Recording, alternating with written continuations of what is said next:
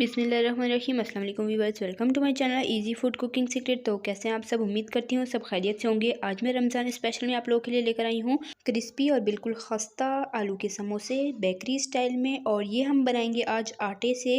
यकीन करें आटे से इतने क्रिस्पी और इतने मज़ेदार बनेंगे ना कि आप एक बार ट्राई करेंगे तो आप कहेंगे कि हमने ये रेसिपी पहले क्यों नहीं ट्राई की। इतने खस्ता और इतने लाजवाब समोसे बनेंगे कि आप हैरान रह जाएंगे। तो आपने रेसिपी को बिना स्किप किए एंड तक देखना है ताकि आपको हर चीज़ का डिटेल के साथ पता चल सके। और चैनल पर नए हैं तो चैनल को प्लीज़ ज़रूर सब्सक्राइब किया करें। तो बिस्मिल्लाहिर्रहमानिर्रहीम। सबसे पहले हम डो के इंग्रेडिएंट देख लेते हैं। तो उसके लिए यहाँ पर मैंने लिया है आटा 1.5 कप, इसे मैंने छान लिया है। और साथ ही मुझे चाहिए है घी मैंने लिया है 6 टेबल स्पून यानी कि 6 खाने के चम्मच। और इसके साथ ही मैंने ले लिया है पानी हस्बे ज़रूरत, ये मैं आपको बताऊंगी कितना चाहिए होगा। नमक ले लेंगे 1/4 टीस्पून। और साथ में मुझे चाहिए है सफ़ेद ज़ीरा 1/4 टीस्पून। तो चलें डो रेडी करते हैं। तो यहाँ पर हमने जो आटा लिया है इसमें हमने शामिल कर देना है नमक और साथ ही हम इसमें शामिल कर देंगे सफ़ेद ज़ीरा। तो नमक आप अपने जायके के हिसाब से भी ले सकते हैं। उसके बाद हम इसमें शामिल कर देंगे घी। तो ये मैंने हल्का सा मेल्ट कर लिया था। सर्दियों का मौसम है तो आप इसे थोड़ा मेल्ट करके यूज़ कर लिया करें। अगर गर्मियाँ हो तो ये वैसे ही चल जाएगा। तो घी शामिल करने के बाद इसे अपने हाथ से अच्छे से एक बार मिक्स कर लेना है। और आटा मैंने फ़ाइन आटा लिया है, चक्की का आटा आपने नहीं लेना। अब ये अच्छे से मिक्स हो चुका है। तो इस तरीके से अच्छे से मिक्स करने के बाद हाथ में आपने प्रेस करना है। तो ये अगर जुड़ रहा है इसका मतलब है कि घी की क्वान्टिटी बिल्कुल परफेक्ट है।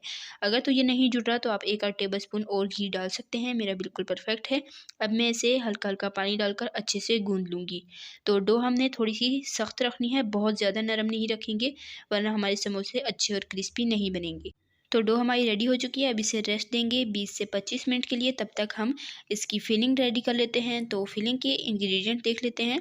तो फिलिंग बनाने के लिए यहाँ पर मैंने लिए हैं उबले हुए आलू 5 अदद दरमियानी साइज़ के। इसे मैंने अच्छे से उबाल कर छील लिया था। आप अपनी मर्ज़ी के हिसाब से भी ले सकते हैं जितनी आपने फिलिंग रेडी करनी हो। तो आलूओं को अच्छे से मैश कर लेते हैं। ये देखिए ये मैंने आलू अच्छे तरीके से मैश कर लिए हैं। और उसके साथ हम बाकी के इंग्रेडिएंट देख लेते हैं। तो यहाँ पर मैंने लिया है नमक मैंने लिया है 1 टीस्पून, 1 चाय का चम्मच। आप अपने जायके के हिसाब से भी ले सकते हैं। पिसी लाल मिर्च ली है 1/2 टीस्पून, आधा चाय का चम्मच। पिसी हल्दी ली है 1/4 टीस्पून। पिसा धनिया आधा चाय का चम्मच। और कूटा हुआ धनिया चाहिए है आधा चाय का चम्मच। भुना कूटा ज़ीरा आधा चाय का चम्मच। और कसूरी मेथी चाहिए है आधा चाय का चम्मच। हरा धनिया चाहिए है हस्बे ज़रूरत, मैंने तकरीबन 1 मुट्ठी के जितना लिया है, बारीक कट कर लिया है। अब आलू में हमने ये सारे के सारे ड्राई मसाले शामिल कर देने हैं।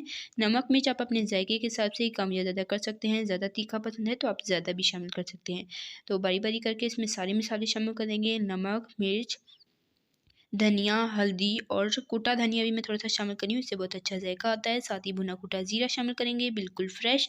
और साथ ही कसूरी मेथी शामिल कर देंगे और इसमें हरा धनिया शामिल कर देंगे। तो ये बहुत ही बेसिक से और सादा से मिसाले हैं और इनसे बहुत ही अच्छी हमारी फिलिंग रेडी हो जाएगी। उसके बाद सारे मिसालों को अच्छे तरीके से मिक्स कर लेंगे। और आलूओं को मैंने बहुत ज़्यादा मैश नहीं किया, हल्का हल्का हाथ से मैश कर लिया ताकि थोड़े थोड़े इसमें आलू के चंक्स रहें जो कि बहुत ही अच्छे लगते हैं। तो अब हमने सारे मिसालों को अच्छे तरीके से मिक्स कर लिया है और ये हमारी हो चुकी है फिलिंग रेडी। इससे अब हम साइड पे रख देंगे। अब मैं यहाँ पर काउंटर पे आटा इस तरीके से फैला लूँगी, आप चाहें तो मैदा भी डाल सकते हैं। और जो हमने डो रेडी करके रख ली थी इसे हम ले लेंगे और इसे लंबाई में इस तरीके से रोल कर लेंगे और इसके इक्वल साइज़ की कटिंग करके पेड़े बना लेंगे। और आपसे रिक्वेस्ट है चैनल पे नए हैं तो चैनल को प्लीज़ ज़रूर सब्सक्राइब किया करें, साथ मौजूद बेल आइकन को भी प्रेस कर लिया करें ताकि आपको इसी तरह की मज़ेदार और आसान सी रेसिपी सबसे पहले फ्री में देखने को मिल सके। रेसिपी ज़रा सी भी पसंद आए तो वीडियो को लाइक ज़रूर किया करें और मेरी रेसिपीज़ को शेयर किया करें अपने फ्रेंड एंड फैमिली मेम्बर्स के साथ ताकि हर कोई इस तरह की मज़ेदार और यूनिक सी रेसिपी से फ़ायदा उठा सके। और कमेंट में अपनी कीमती राय का इज़हार ज़रूर किया करें कि आपको मेरी रेसिपी कैसी लगती हैं। तो यहाँ पर मैंने सारी कटिंग कर ली है और अब हम इनके एक एक करके पेड़े बना लेंगे। तो 1.5 कप आटे से आपके इजीली 8 पेड़े बन जाएंगे जिससे आपके तकरीबन दरमियाने साइज़ के 16 समोसे इजीली बन जाएंगे। तो यहाँ पर अब हम काउंटर पे फिर से आटा डस्ट करेंगे और उसके बाद हमने एक पेड़ा ले लेना है और इसे रोलिंग पिन की मदद से अच्छे से बेल लेना है। पहले हाथ से हल्का हल्का फैलाएंगे और उसके बाद रोलिंग पिन की मदद से इसे अच्छे तरीके से हमने बेल लेना है। बिल्कुल पतला बेलेंगे ना तो आपके समोसे बिल्कुल खस्ता और बिल्कुल क्रिस्पी बनेंगे। तो आपने रोटी को बिल्कुल भी मोटा नहीं रखना, जितना पतला हो सके आपने उतना पतला इसे अच्छे से बेल लेना है। तो थोड़ा सा मैं इसको गोलाई में बेलूँगी इस तरीके से।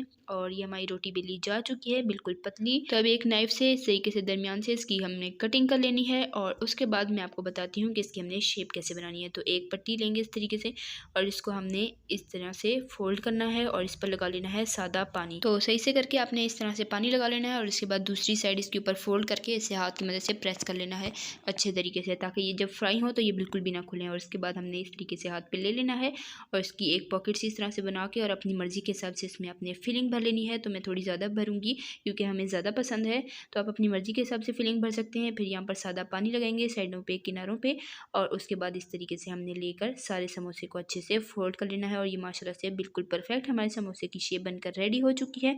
इसी तरीके से सारे के सारे बाकी के भी हम समोसे बनाकर रेडी कर लेंगे। तो बहुत ही ईजिली इसकी शेप बनकर रेडी हो जाती है और माशाल्लाह से बहुत ही खूबसूरत बनी है। तो इसी तरीके से सारे समोसे हमने रेडी कर लेने हैं।